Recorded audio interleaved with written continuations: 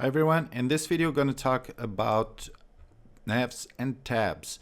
So a lot of you asked me before how to use navs and links in the top of headers, nav bars, and how to center them or put it on the left or on the right, and this is how you can do it.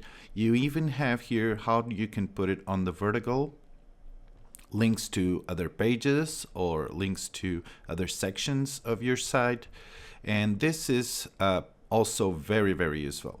So let's just try this first one.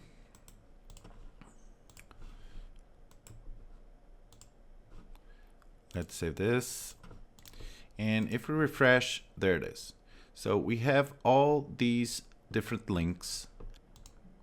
We have this darker one, which is the disabled. If we go to the code, you can see that we have the disabled here. Let's try another one. Let's go down here and let's change this one, which is in the center. So let's try this. Paste it.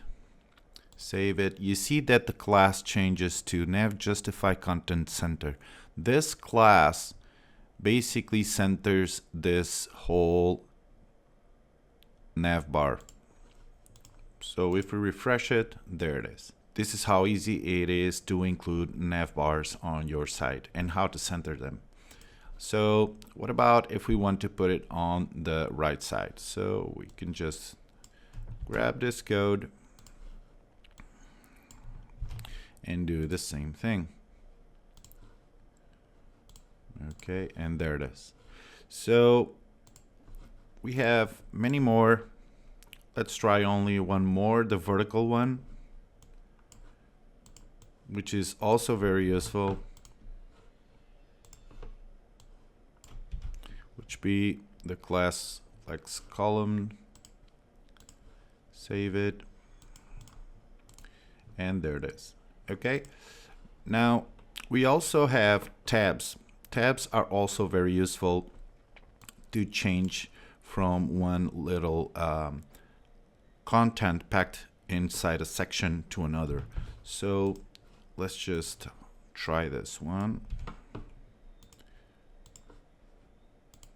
And there it is. Okay, we can change from content to content if we want to. Since we don't have any links here, href, when we click, we don't go anywhere, but you can include links there, URLs here to go to another section of your web page. Okay, and down here you have a lot of different tabs that you can use, even drop-down menus inside the tabs. If you're looking for tabs that when you click it changes to another section and you see other type of text, we have to go to the JavaScript behavior down here, which is in here. Okay, and we just have to, let's copy this. Let's go to the body section and paste it, save it. So let's, and there it is. Okay, so we see these little dots. So we would have to change these in the different sections. So the first section would be, let's type hello first. This would be hello second, and hello third. So you can type anything on these sections, whatever you want. Let's save this, see if this works, and there it is. Perfect, with a little fade away effect. Okay, so this is how we use tabs, and this is all for now. See you guys later.